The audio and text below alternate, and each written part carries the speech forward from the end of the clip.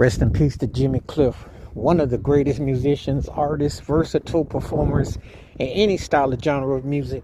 He passed at the age of 81, but I'm going to tell you something. The Harder They Fall, what an anthem, what a song. You know, we talk about reggae, and of course Bob Marley's known as the king.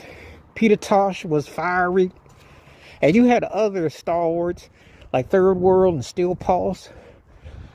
But Jimmy Cliff was the guy who kind of was the link between it all, because he made it, he commercialized it, but he did it in a way where it still had an edge, but he softened it up. He had a way of being so distinctive with it. His voice, his demeanor, his tone. You know, when you go from iconic movie, he even did a remake of I Can See Clearly Now, which was on Cool Runnings, which introduced him to a whole new audience. And you got to think about it. He had such an appeal and a range that spoke for various generations. Singer-songwriter. He really tapped into so much.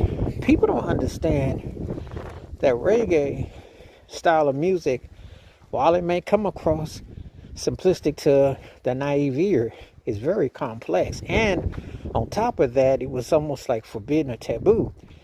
And he broke down so many barriers. You know, he really truly was a trailblazer, a groundbreaker, and a guy who compartmentalized in a way that for so many people to gravitate towards it. And he was doing it subtly and not so subtle, because some of his music was speaking about, he spoke out about Vietnam, he spoke about all kinds of things going on. But he got an array of doing it in a way that the message was there, but it didn't hit you in the head, but yet it was very forthright.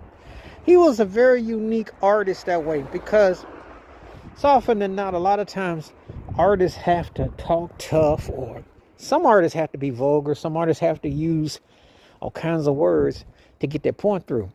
He was very peaceful, but yet he was very solid. He had a foundation. He had a way of bringing it that it was cohesive. It was powerful, but it was also smooth. You know, you don't really associate that in the times he came in, but he was a man for the people, about the people, who said things and made words and music that you could identify with on all stages, ages, and spaces.